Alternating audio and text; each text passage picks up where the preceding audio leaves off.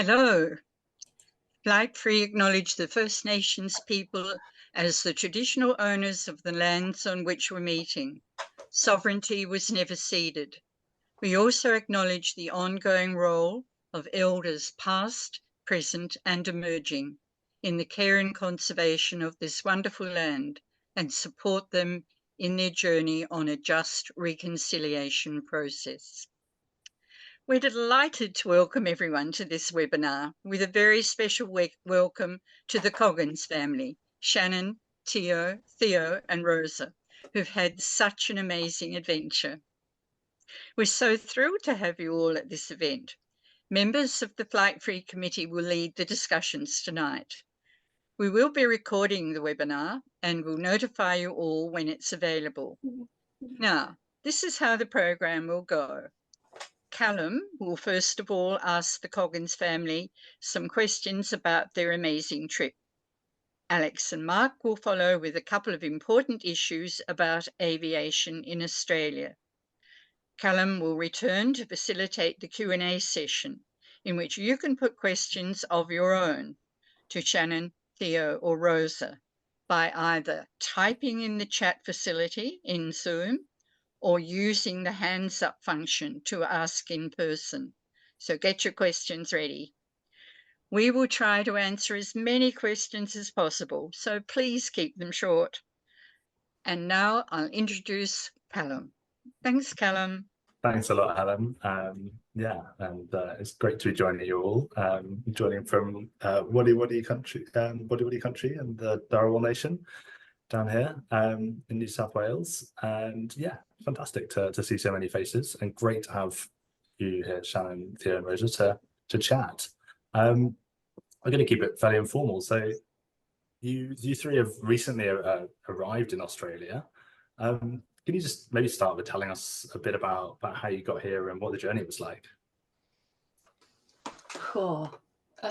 Well, we got here by bus, train, car, bus, train, car, bus, train, minibus, train, and then a load of ships, and then a load of Greyhound buses, and here we are. It's a lot of different means of transport. Yeah. Was it? Yeah. How did you find it? Was it stressful, fun? It was definitely stressful at times. I mean, if you've ever had to catch a train by a specific time, imagine that. But if you don't get the train, then you're stranded in a country where you can't speak the language, and the next train's not for 2 days.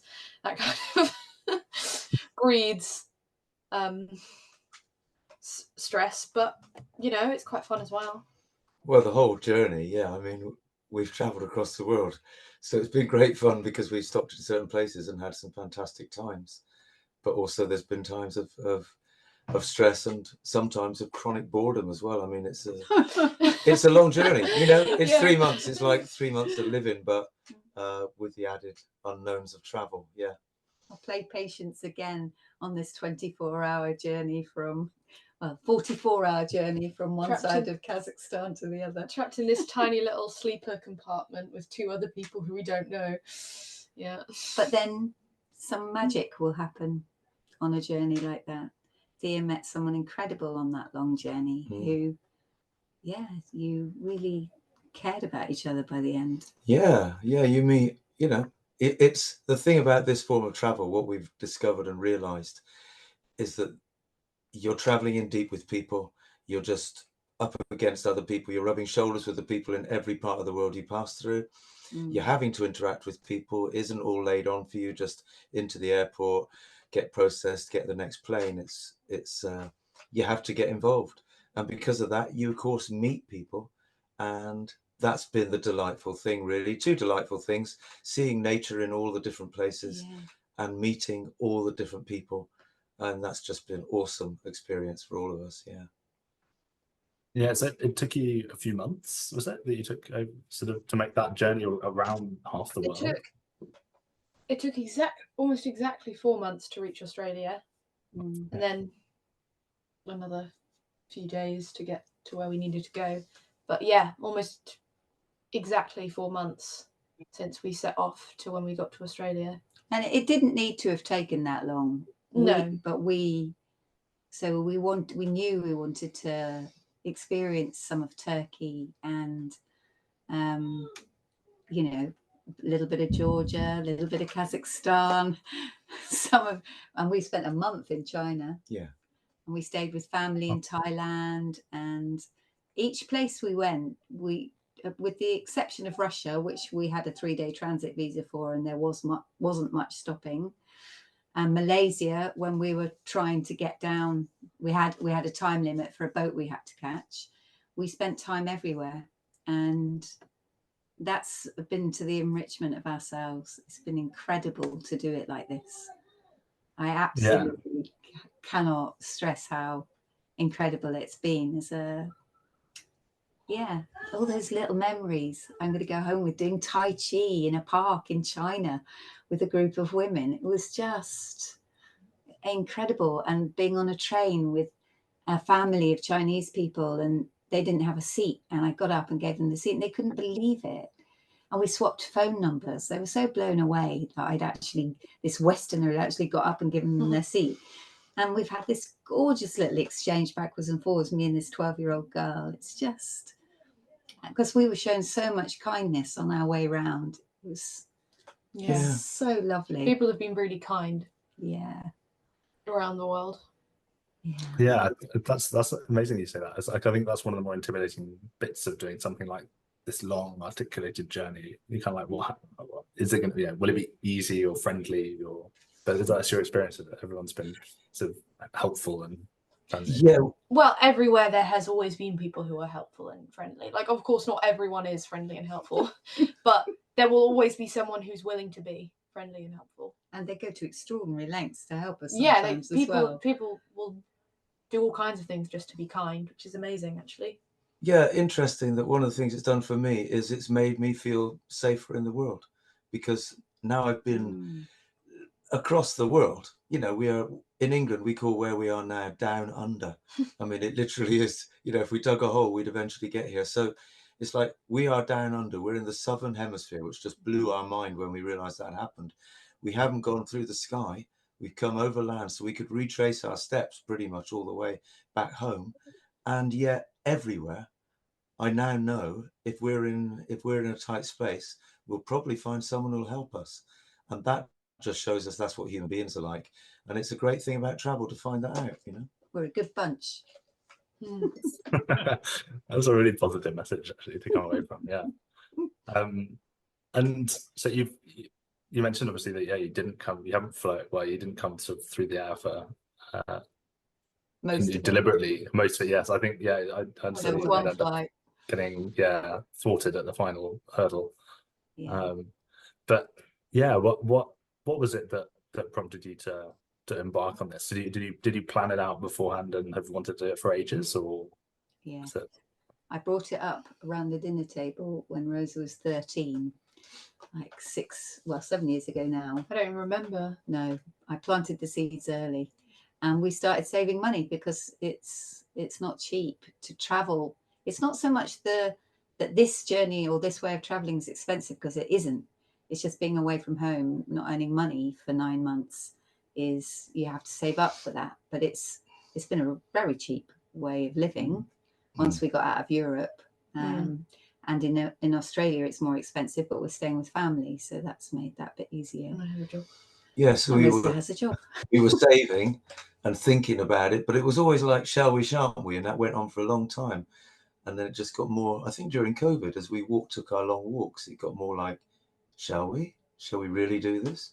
And during COVID, we didn't know if we'd ever be able, because the world shut down, and so many routes that have been in place for years haven't reopened again.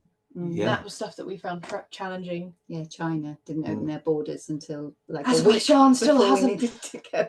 Azerbaijan still hasn't opened their borders, which meant we had to get through Russia and things like that. So that's created some problems. But then Shannon's sister decided she was getting married, and that was like the final kind of, okay, well, let's go for the wedding, you know. Yeah, and I've wanted to go and see my sister since she emigrated 16 years ago, and I gave up flying 4 years before that. So it was a bit of a kick in the teeth, if I'm honest, Callum.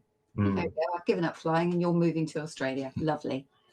But actually, we're really close because our mum died when we were young. And so we've always been really close. So it was a tough decision for her. But her husband's family lived in Australia and she hasn't regretted it. It's a love. And now I've been here. You're so lucky. I know. Yeah.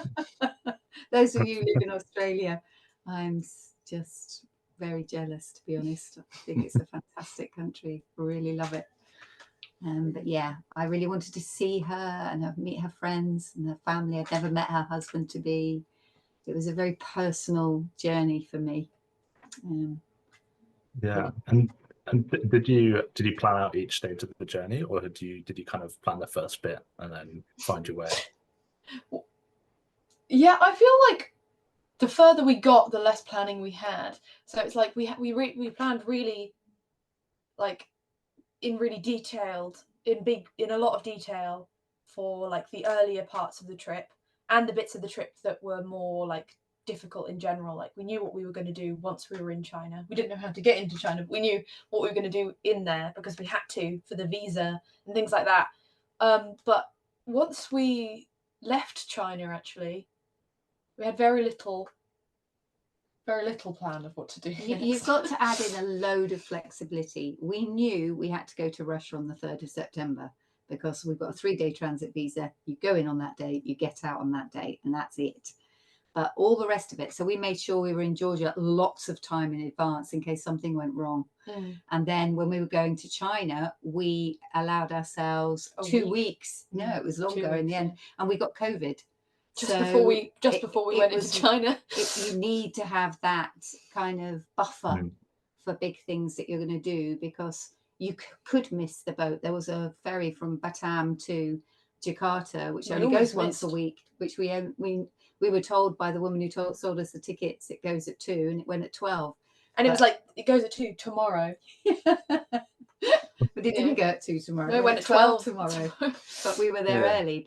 But you need to know that if something that big does go wrong, that's not got a knock-on effect for tons of other stuff. And with booking.com and other platforms that you can book places, you can book them and cancel them and change them and amend them and arrive somewhere and stay a night. And then it's really easy to be flexible around things like that. But with trains in China, you have to put them 2 weeks in advance and you need to get on those trains. So some things are easy to be flexible about and some aren't. But that's part of the joy of the travel, is discovering how you like to travel. Do you want everything meticulously planned? Well, go ahead, enjoy it, get it done before you leave. And if you like to have a bit of I like this place, I want to stay for an extra week, well, make sure you've got some scope for that built into your traveling. And I would say there's only so much you can plan in advance. Sometimes it's just you can't plan because there's nothing online to tell you how you get from one country to the next, one island to the next in Indonesia. We figured that out in Indonesia. Yeah. You know, and often it's local knowledge at that point. You know, anyone who's travelled in that way will know. Yeah. It's the guy in the hotel who tells you. Yes. He tells you the hack, really, the way that you get across the island that nobody is telling you online, or what they're telling you online turns out to have been relevant 3 years ago, but no longer, you know. So it's about, you can plan very carefully, but you've also got to be open to, we've just been very lucky, actually. Nothing major disrupted our plans. And in fact, when we got to the Chinese border, we didn't know at that point if the bus was going to be running because it hadn't become clear yet online, but it started running while we were there, as far as we know. And as soon as we were over COVID, we were into China. And that was just, I think that was the moment when we were like, yes, all the major obstacles were over. You know, we'd made it into China.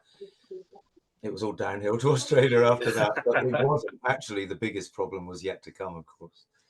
Yeah, okay. And was going through Russia, I feel like that a lot of people be daunted by that. I'm daunted by the idea of going through Russia, but was that fairly smooth as long as you had the visa and it was brief? We were daunted by it. Because we thought that they might refuse us entry at the border. But we had such a cheerful guy driving the minibus. He was crazy, and it was terrifying. But he was a But Georgian he was driver. such a sweetie, and when we got across the border, I mean, it just the people at the border, the Russians at the border, there was the most glamorous woman I think I've ever seen in my life. She was just stunningly, like supermodel. They were quite excited to see and they were British really passports. They were like, friendly. "Oh, look at this!" They were all showing off mine because mine's a newer British passport. They were just ordinary. They were all showing people. it around, but there wasn't. Once we were in Russia, it was wonderful. It was like, you know, the other countries we've been in. It was, people were kind and so the place was nice. Yeah, it's lovely. That's our experience. Russia wasn't.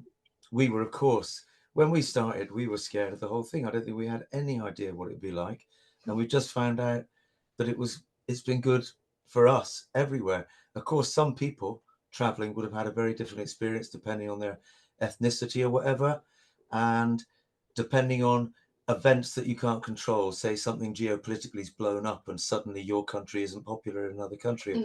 Those things can happen, and we've been very fortunate. We had a hairy moment leaving Russia when, just before we got to the border, the train stopped for the passport check. They checked us twice, and then they took me away to another compartment, and I was sort of interrogated for 45 minutes by whatever, the Secret Service, whatever, people in plain clothes.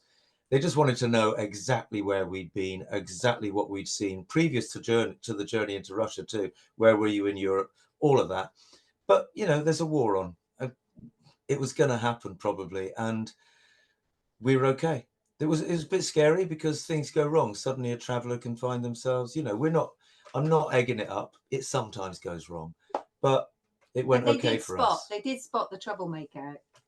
I didn't interrogate me or Rosa. It didn't feel like they were specifically looking at us because they were like, the whole train, they were, I don't know, looking for something, and we were just pouring. Maybe. Yeah. Okay. And so you mentioned you've given up flying, Shannon. I don't know. You've clearly all given up flying, at least for this trip, or tried to avoid it. I had never flown before this trip. We gave up flying in 2002. And I was born in 2004, so. Okay. Wow. But you've had chances. I've had chances, but I haven't chosen not to. Of course, it's been tempting because I've wanted to go to some of these places, but I haven't wanted to fly. Not really. Yeah, and that's sort of an environmental sort of impacts justification that you'll have. And is that something that people have understood? Have you explained that? Had to explain that to people en route, and so why you decided to do this journey in this way? Along the route, actually, it's been really interesting because we've come across people who are doing similar journeys. We've come across at least two different kind of groups. Well, there was one of two people and one just person on his own, and they were both traveling overland as well, or trying to, for the same reasons. They wanted to travel, but they didn't want to fly because of environmental reasons, which was really surprising to me. I thought we were the only people doing it, but there are people out there who are doing it as well. It's lovely, wasn't it? It was like, oh God, you know exactly what we're doing, and you know exactly why. Because we do have to explain it and why we're doing it. Most people are like, oh wow, really? Oh my God, that sounds like a hell of a journey. It's been interesting though that generally, and the times have changed. Even there's some countries, there's some parts of the world where it's understandable because people themselves, they don't even have it within their grasp to fly particularly. It is still, to be talking about this as if it's something everyone can do. Of course, a lot of people in the planet have no option of even getting a plane ticket. So those people, what's that all about? They're not particularly necessarily going to understand what we're talking about.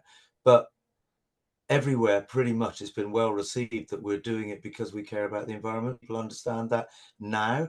And actually, when we made our decision back in the early noughties, you know, it was a weird thing slightly. And to be honest, we've come across that with friends. People have been, and I'm sure people here who've decided not to fly. Sometimes people are like, well, they might feel that you're having a go at them by saying, I don't fly. They just feel like that implies that they shouldn't fly, or you get friends who kind of apologize to us for flying, when it's like, I'm not your vicar, you know, you don't have to apologize to me. It's not me you have to square it with. But as time's gone on, I think people understand, and people have celebrated it. Our friends have celebrated it. It's been lovely. And we got such positive media coverage when we arrived, from sending one little press release to Somerset Sound, which is our local radio station, just because anything's interesting there, Somerset person does on radio Somerset Sound. And they put it on the BBC, and it went so many places. And it was just, and people reported it for what it was, which was a journey about love, to go and see family, done in a different way, not because single-handedly we're going to make a difference to the world, but because as part of a movement of people who care about the planet and the environment and what's happening to it, we are trying something different. And it was for a wedding, so there's some love there too. And me and my sister reuniting was absolutely my highlight of the whole trip, and having spent time with her has been incredible. But yeah, every single journalist we spoke to got it, knew it, understood it. You know, was wanting to report on the angle of, not that we're against anyone else, not that we're telling anyone who flies that they shouldn't fly, but that if we don't explore how to do this differently, we're not going to figure it out. Yeah, oh, I think that's really well put, actually. It's really, and so it's fantastic that, as you say, that journalists are willing to pick that up and actually then, you know, report that as it is, because I think we're so used to these things being spun into flight shaming or whatever it might be. That's actually quite a relief. And do you feel so? And then you I guess, I mean, in terms of justifying it, I think you've done a really good job of sort of explaining how you kind of justify it. I think that's one of the things, is those conversations with people could be difficult. So you know, there's that instant, you sort of trigger a certain guilt in people without meaning to, just by sort of mentioning that you've decided to do something, you know, to either do something in a particular way or. I'm really clear that, so I say this quite a lot, so I'm sorry if I'm boring you too, but I've got a friend I work with, and she's a single parent, and she saved up for 5 years to take her daughter away, and they went away on a little holiday. They got a plane journey. They were all really excited. I'd have given her some money to go on that holiday because she needed it, and so did her daughter, who'd never been anywhere, never done anything. You know, my position and what I'm trying to do is not, you know, if you've got family who live a really long way away, my auntie lives in America. When she dies, I'm her closest relative. I'll probably have to go and fly over there. There are circumstances beyond our control, but there are things we can do. We can try and get on a train when we're going up to Edinburgh, you know, or we're going closer. We can factor in, we can decide we're going to spend the money and the time to go by train somewhere that we could more easily fly. And there's sacrifice involved in that and difficult decisions involved in that, but we can make those. But we don't have to make it impossible for people who can't do anything else.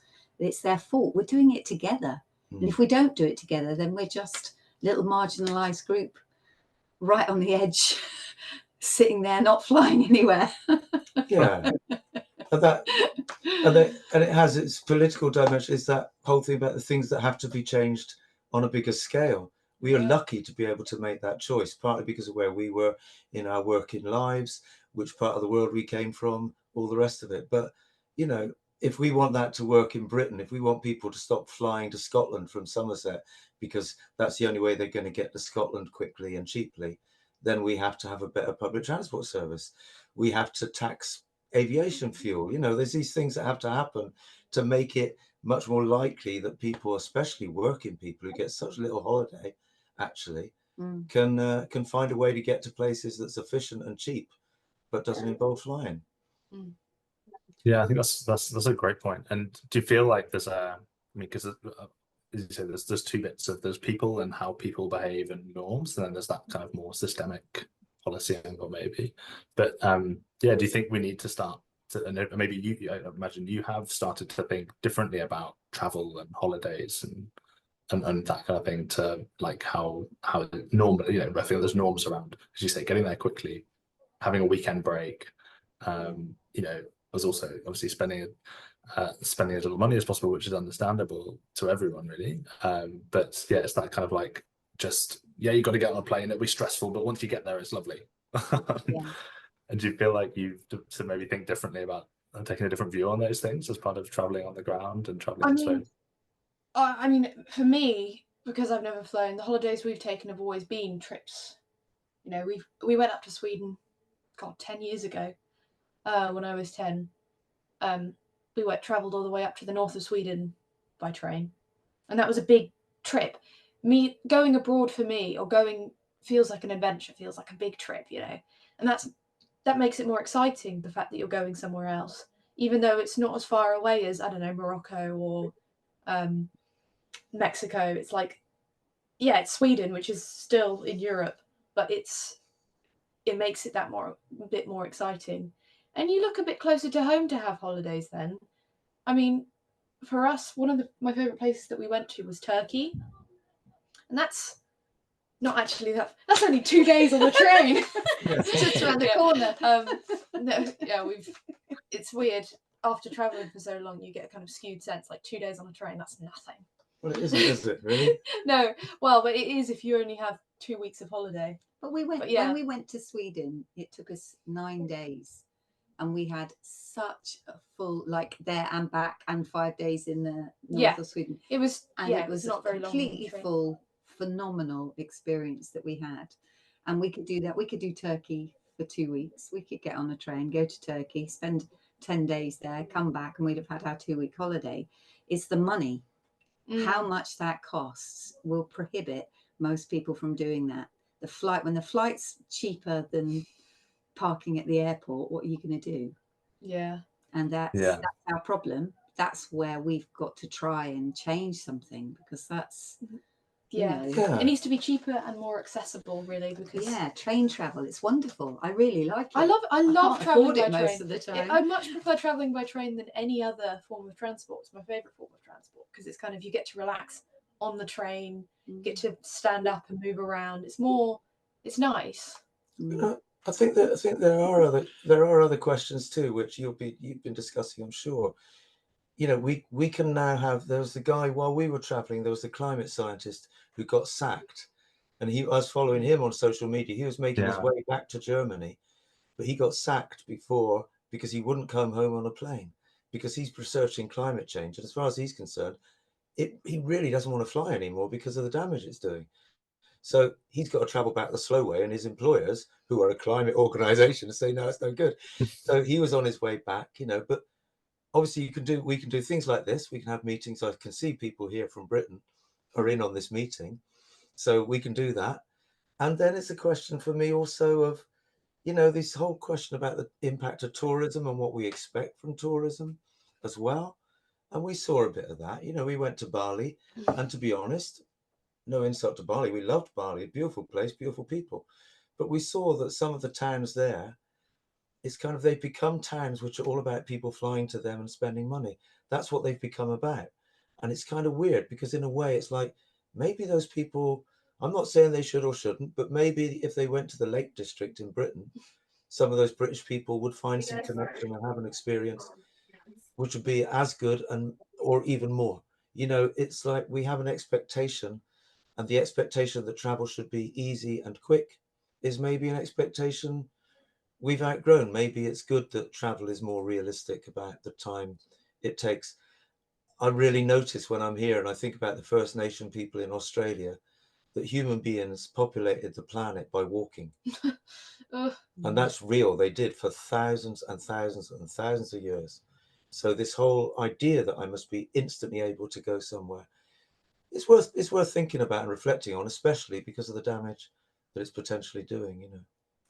Yeah. Oh, well, I think that's really a lovely point to sort of end this little conversation on. But I think, that point of enjoying the journey and having, like, I think that's something that's been lost as well. So I think you summed that up really nicely, that actually traveling by train is enjoyable, sociable, meet people, and you can it's relaxing as well. You don't have to drive or sit in a plane, you know, planes again. It's stressful for various reasons for different people. And yeah, there's then also that, as you say, that point around yeah, the travel industry and what that does and the power and greed of the aviation industry, which is maybe a particularly pertinent point here in Australia at the moment with how Qantas are being viewed and other airlines. But yeah, we'll wrap that up for now. And thanks to everyone. Thanks so much to you guys for telling us all about that. And we'll come back to you in about 10 minutes for some questions that I can see everyone's been dropping into the chat. So please do keep dropping any questions you've got for these three into the chat. And we'll come back to those, as I say, in about 10 minutes. At the moment, we're just going to have couple of quick notices or notes and presentations from Alex and then from Mark, just to provide a bit of a reality check on the aviation industry's favourite climate solution, sustainable aviation fuels. So over to you, Alex. Thanks, Callum. And thanks to Shannon and Theo and Rosa. My family's all in the UK, and I've promised not to fly as well. And it's a dramatic and big pledge to make. So yeah, I hope you really enjoy your time here in Australia. So I'm just going to talk a little bit about the systemic issues, and we'd all like to think that we could fly and it wouldn't have a massive impact on the climate. But we'd also like to think that industry or government have plans to sort out the impact of aviation.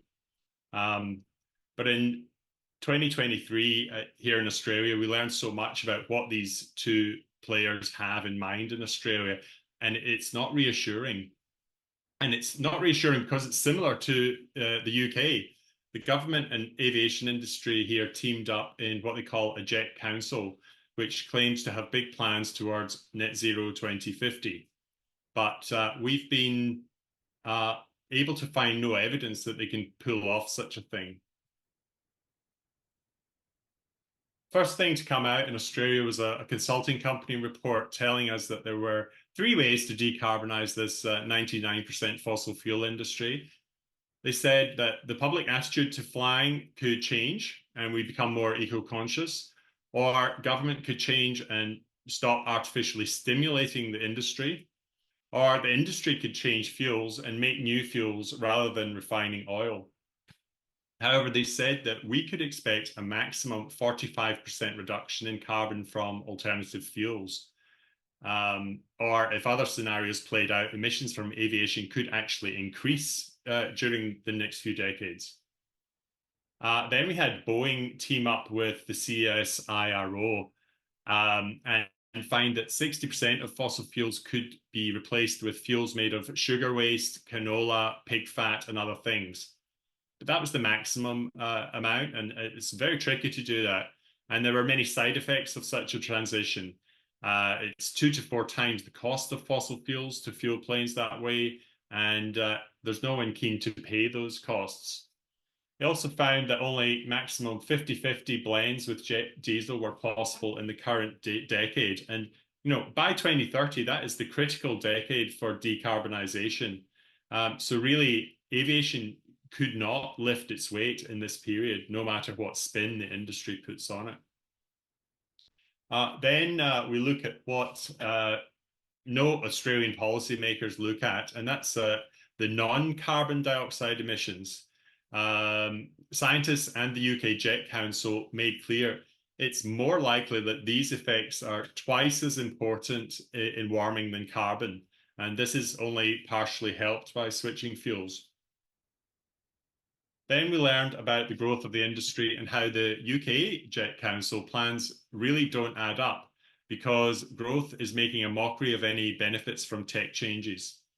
The Chatham House analysis of the UK Jet Zero plans concluded technologies including efficiency, negative emissions, and alternative aviation fuels will not be sufficient to manage aviation emissions if the industry keeps on growing. Finally, last year, the Australian government Green Paper came out and endorsed this so-called sustainable fuel switch, despite no costing of the projects, no buyers willing to pay for them, and no way of making any significant inroads into the impact of aviation.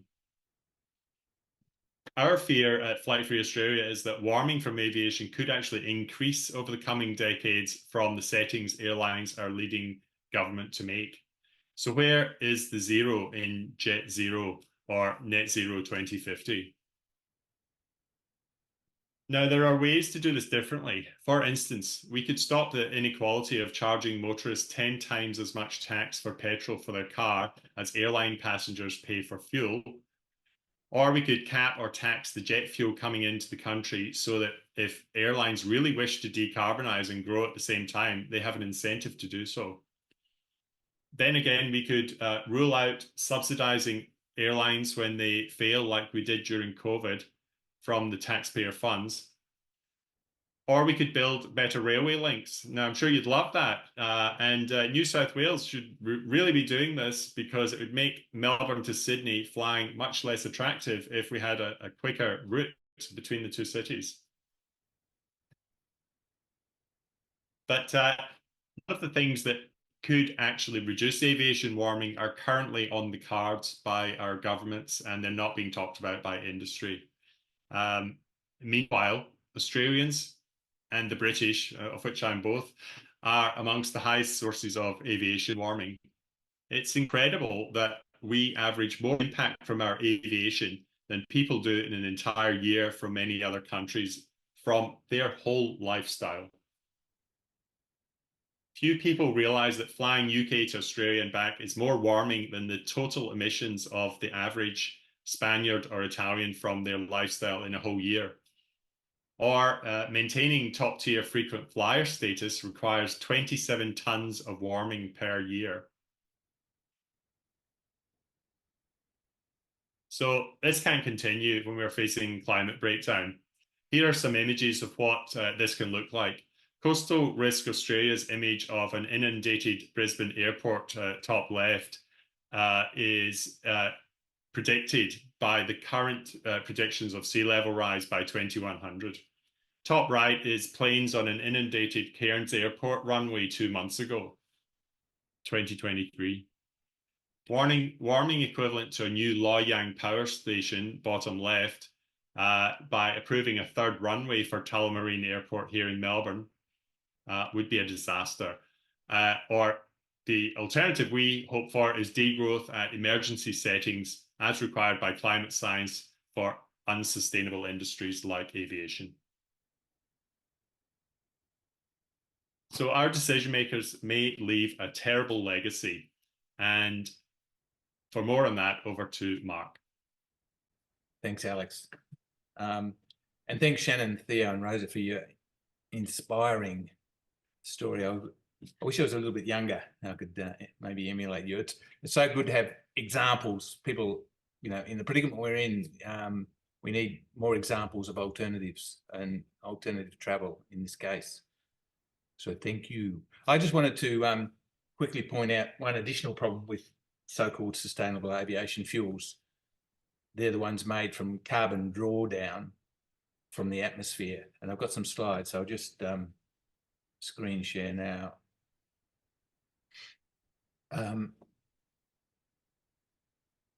The additional problem with the sustainable aviation fuels is they prevent global cooling, and I'll explain. We're always talking about the new emissions we keep adding to the atmosphere that make the planet hotter, that most of us know we need to urgently stop. But about the existing emissions, the CO2 already in the atmosphere, we talk about that less. At over 420 parts per million right now, they're clearly dangerously high given the climate impacts we're experiencing. And given they've already pushed warming to almost 1.5 degrees that the Paris Agreement said would be dangerous to exceed. In fact, when the CO2 was last at 420 parts per million, it eventually pushed warming to 3 degrees, and the sea ended up 10 metres higher, which today would put the homes of, I looked it up, roughly 600 million people underwater.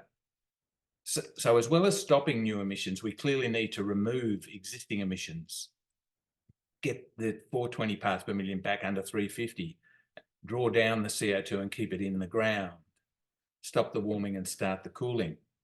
But standing in the way of this global cooling, actively preventing it on our issue, are sustainable aviation fuels. I'll call them SAF for short. Even if we were able to produce enough feedstock to fuel every flight with 100% SAF from tomorrow, the parts per million in the atmosphere wouldn't drop. That's because the CO2 that's drawn down in growing the feedstock, the corn crop, the organic waste, the woody biomass, or the yet to be seen at scale direct air captured carbon, goes straight back into the atmosphere as emissions when burnt in flight. Offsetting also prevents cooling. Even if offsets could be 100% effective, as in even if every time a plane put up a ton of emissions and there was a forest of growing trees that was able to that drew down a ton of carbon, again, the parts per million in the atmosphere wouldn't drop. In fact, cooling is prevented whenever, like in cases like this, whenever drawn down carbon is used as an excuse for new emissions. So we need to be beware of most carbon neutral and net zero proposals. Our federal government is promoting both SAF and offsetting as ways to cut our aviation emissions, but they don't. They don't cut aviation emissions. And with both, warming of 3 degrees and a 10-metre sea level rise will remain on the cards. So rather than growing biofuel crops and burning our organic waste, we should be keeping the carbon in the ground and draw down more, prioritising regenerative agriculture and reforestation. By putting the drawn down carbon back in the air, so-called sustainable aviation fuels can never make flying climate safe. Thank you. Back to you now, Callum. Oh, thanks a lot for that, Mark and Alex. Yeah, some great insights into the reality of these fuels that are marketed as sustainable. So yeah, we've got a bit of time now just to fire some questions at Shannon, Theo and Rosa. I hope you're ready. So yeah, thanks for everyone putting them in the chat. Feel free to keep putting them in the chat. You can also use the raise hand tool that's in Zoom if you'd actually rather sort of ask your question. But yeah, I'll just sort of work through the ones that are in the chat and fire some of those for you guys. There's an important question that Anne's asked around the carbon footprint. Have you compared sort of either percentage-wise or the numbers from maybe what you did or something equivalent with flying? When we had to take our flight from Dili to Darwin, personally, I was absolutely devastated. We all were. We were all incredibly disappointed. We'd worked really hard to try and find a boat to take us from Timor to Australia, and we couldn't. And the wedding was coming up, and we could see we weren't going to get a boat because it was cyclone season, and we'd got the timing wrong. So we took that flight, and I just couldn't sleep.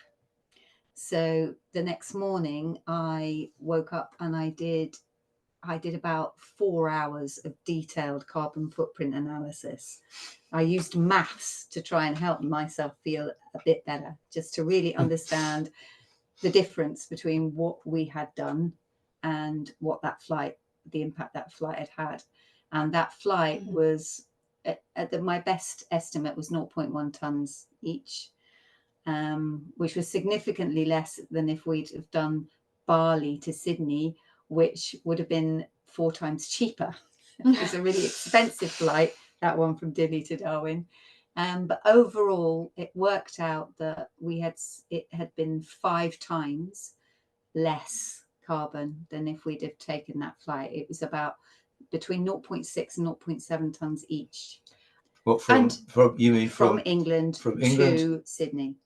And that is also taking into consideration that we've been living that whole time. Yeah. So that's our emissions for the year, pretty much, for the last night. So when we get home, we'll have done 1.2 to 1.4 tonnes in about 10 months, which is, we're aiming for 2 tonnes a year.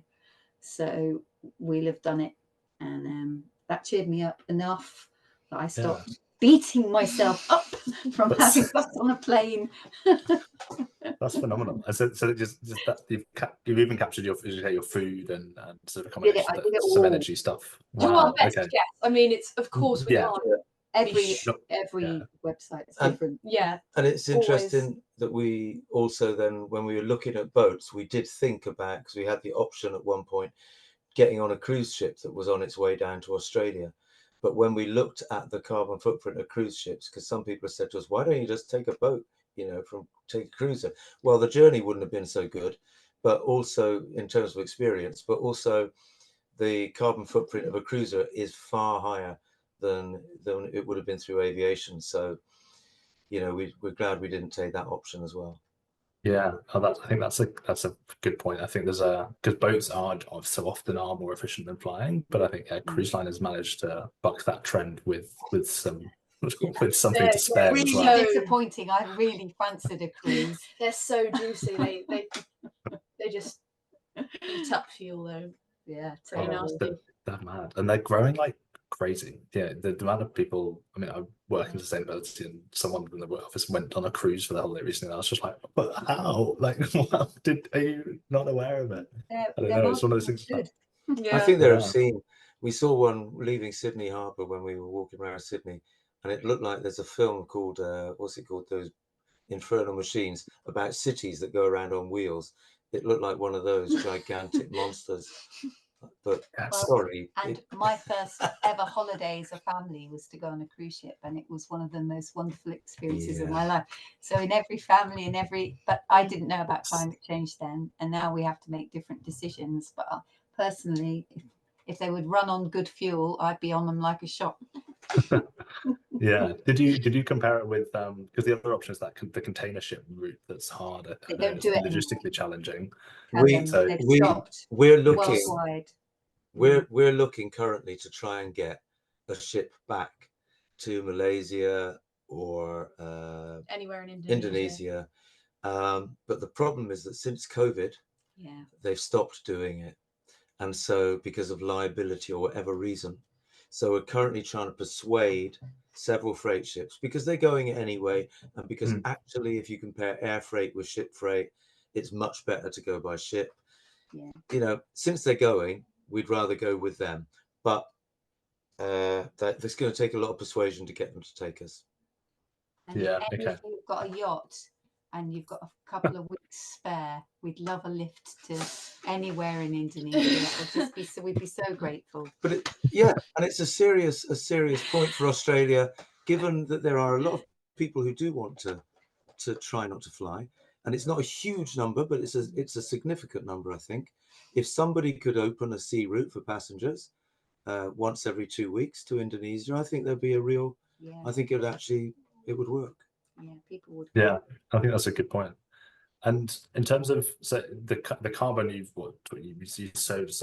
caused so much reduced emissions on costs, how did that compare with getting on? Well, I mean, you can't do it because it's how much does it cost you to live for 9-10 months of your life?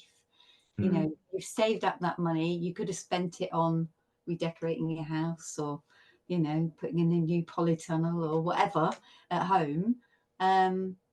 But we spent it on living, and actually we will have spent the same, well, slightly less than it would have cost us living for a year if we'd have been at home. So the financial burden, and it takes a long time to save up that money, but at home, it's about 2/3 of what it would have cost us to live for a year at home. And that's included coming all the way to Australia and going all the way back. And it depends which countries you're going to, because some are much cheaper than others, and also how cheaply you're willing to live. Because we could have lived cheaper if we wanted to, and we could have lived a lot more expensive. More expensive. Oh my god! We could have blown all our money in the first few weeks. We were mid to low end. Let's put it like that. And we did sleep on trains a lot. And it also depends how long you're going for and how many places you're going to. It can vary. It can be a lot cheaper than we went. You can house set your way around the world. You can do things very cheaply. And then when you look at what Mark's just shown us, it's externalities. It's like, well, so I take a load of cheaper flights now to go to Northern Australia from Southern Australia, whatever. Later on, I've got to deal with the I've got to deal with the cost of climate change. You know, it's Yeah. part of it. Yeah, and it's absolutely, it's those who I guess who pays the cost in a sense. And how was traveling vegan, vegetarian, was that kind of achievable? Did that feel Yeah. Some countries hard, was easy? a lot harder than others. You know, some countries are very meat oriented. Actually, Australia. Australia is really meat oriented. Yeah, It's been my quite hard in God. Australia. There have been times when you just don't realize something has meat in it because they don't tell you it has meat in it until Yeah. that happened in China once. It was a vegetable dish, and it was called a vegetable dish. I think we were eating out with other people so they could eat it, but it was like it had pork in it, but they didn't mention that it had you know. Yeah. But actually, there's usually vegetable dishes like a staple, a kind of Tempeh or tofu, usual Yeah, there's bland loads. kind of. rice and bread. Once you and figure out, pancakes and there's usually like at least one thing that they have in a country everywhere. that doesn't have meat in it because Yeah. meat's Yeah. expensive or whatever. It's fine. And you can You can do it. and you can think it through. If you're in Kazakhstan, you know you can be on the train and there's not going to be any fresh vegetables around. It's going to be meat.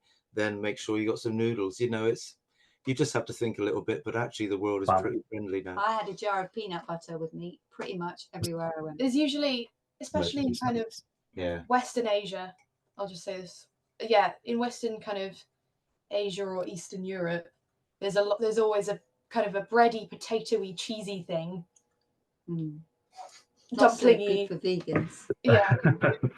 It would be a lot harder to be vegan because a lot of things have eggs in.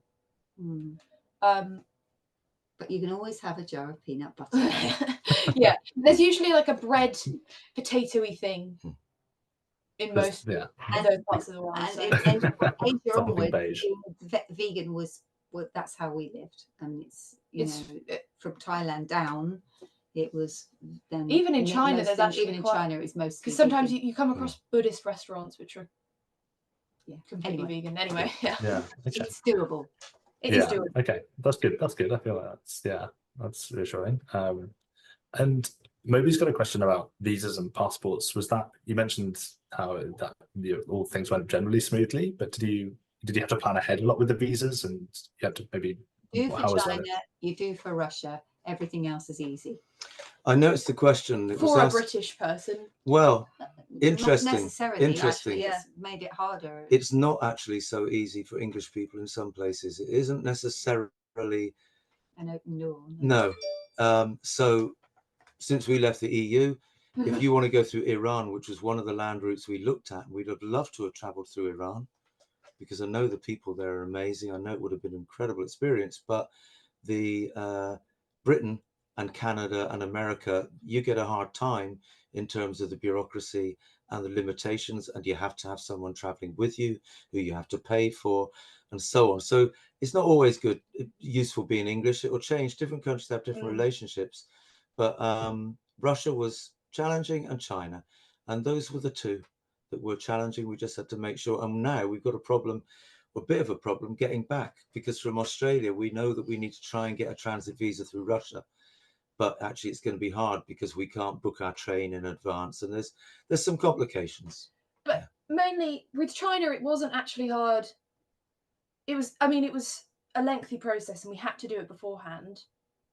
But it wasn't like they didn't want to give us the visa. No, we had to book a flight, which we then cancelled. Yeah. So that we had the ticket to show them how we were getting into the country, because none of the land borders were open at the time. So we picked an airline company. It cost us £300 to do that. It was quite tough.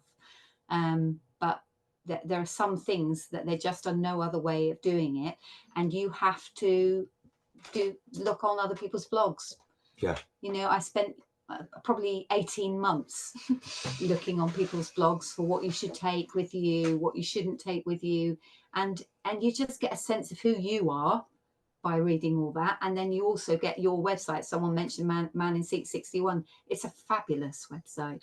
It's an absolute genius. And then the sad thing about Man in Seat 61 is a lot of it no longer well, things come and go, but the Yeah. website that's made the biggest difference to us is a little website called maps.me, which is an offline map service. So if you download the map and you can have 10 downloaded on your phone at any one time, you don't have to have Wi-Fi or data to see where you are in a city, down to the very road that you're on, which when you're traveling and you're trying to navigate your way through a city and you don't want to get in a taxi, you just want to walk from the train station to your hotel, you can do it. That has been absolutely fabulous. And the planning in advance we did is once we knew where our hotel was, we'd plot it in maps.me so we knew exactly where it was. So wherever the train landed, and sometimes you can't quite tell, you can then find your way to where you're going. And that kind of, it's those bits of advanced planning that have actually made us feel the most secure. And it's funny, there's no way we'd have known that before we left. And the other good one is called Rome to Rio, Rome #2 Rio. That gives you good travel advice. Yeah. Right. That's one of the other questions that as you say, it's come up from Wendy in the chat. Just one last one. Did you perform or busk en route? Bronze asked.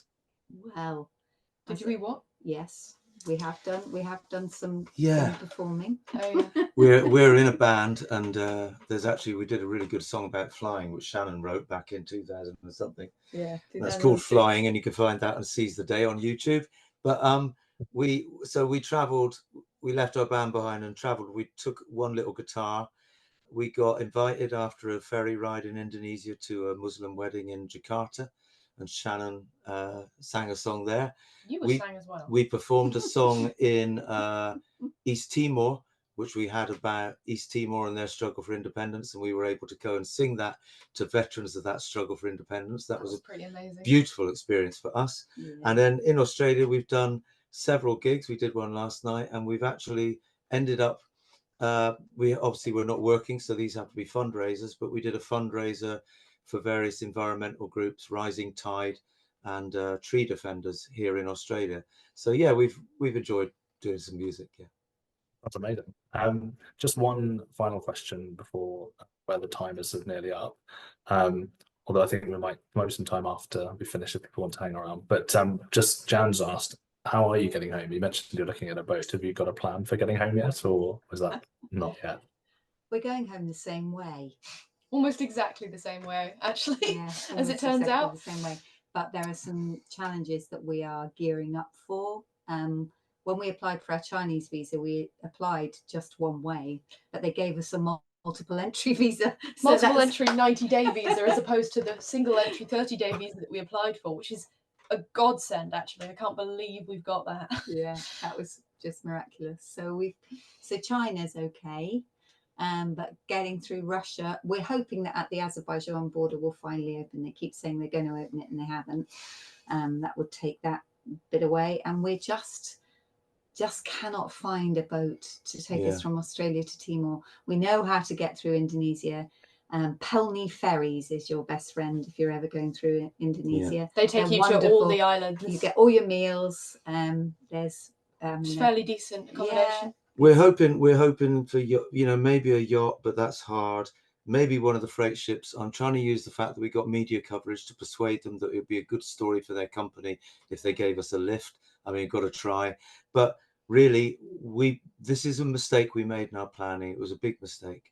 We didn't take into account, we didn't study it enough how there are certain times for crossing the sea, and to cross the Timor Sea during the cyclone season, and the time we want to go back is also a cyclone season. So, oh my God. So we kind of misplanned there, and that's our responsibility. But we'll see. That's the bit that's difficult. The rest is going to be pretty much the same. Yeah.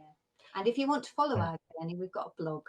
So they put that in the chat, didn't they? Yeah. Oh, it's Buckle Up Dorothy. Well done. Yeah.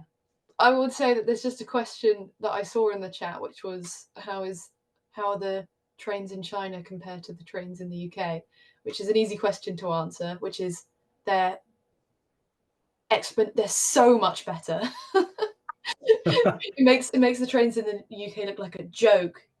Like the trains in China would always arrive not exactly on time to the minute every single time. they'd arrive, they'd get into the train station where you'd pick you'd get on time, exactly on time, and then you'd leave exactly on time, and you'd arrive exactly on time. However far you went. And it was an eye-opener for us about China, because there's obviously a lot of reservations that we'll have as people raised in different societies about China, and lots of reasons for that. But the fact is that when it comes to making decisions to decarbonize, for instance, they really do it. They really got a plan, and they're actually in the process of doing it. And it's kind of really impressive. We were in a city where every car and motorcycle was electric. I mean, that may not be a good thing. There's a whole discussion there with materials and resources and everything. But the fact is, I was really impressed by their commitment to renewable energy in China. It was on a scale that we could really see in Australia. It would be brilliant if they took the same attitude. The little scooters. So no homesickness for British Rail? British Rail? Say that No again, Benny? homesickness for British Rail? No. No homesickness whatsoever. However, I do support the railway workers with their strikes. Totally. Thank you very much. Yeah. Well, I have to interrupt now and say thank you so much for sharing all of that with us. I'm sure we've all been entertained, inspired, and we're full of admiration for what you've done, and hope that your return journey is going to be fantastic as well. We're going to share a screen now with some links for everybody who's watching, including the Coggins family blog, the Flight Free Australia links, our Facebook, our YouTube page, our website pledge page for anyone who wants to join us now. You've just had the most inspiring conversation and an example. There's no reason for you not to do it. And then our web page and our email contact. We also invite you now to listen to a short message from our non-sponsor.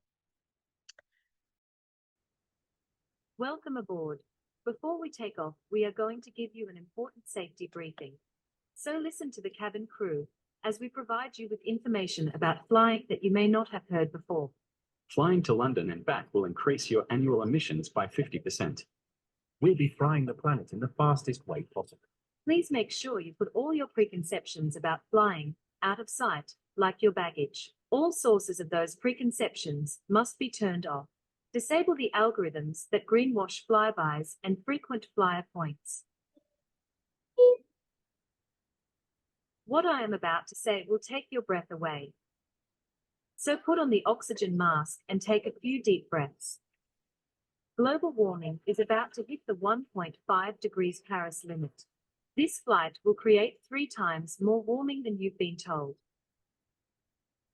So, the best thing we can do right now is to locate our life jackets, because emissions need to reach near zero urgently, and because sustainable aviation fuels and offsets don't cut flight emissions. In normal life, we don't wear a life jacket. But at 1.5 degrees of warming, life is no longer normal. In any emergency, it's abnormal behavior that gets us to safety. Net Zero 2050 is a climate crash flight path. So yes, by wearing the life jacket, you are sending the right message. Why not stop flying until it's emissions free? It makes sense. Why not stay grounded in reality? Explore the awesome just outside your front door. You should now have some motivation to exit the plane. So take a moment to spot your nearest exit. Be aware that it may be behind you. If you're now slightly anxious, try counting the number of rows between your row and the exit. Now unclip your seatbelt and make your way to your nearest exit.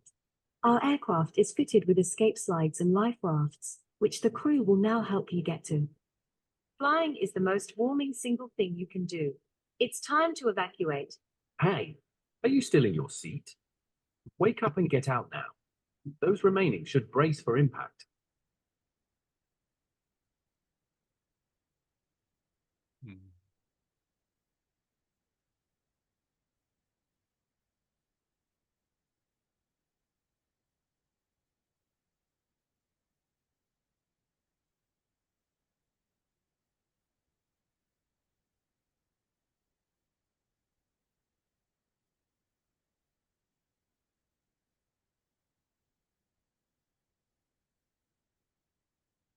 Okay. So that's Juliana, it. you got your hand up. Did you have a question?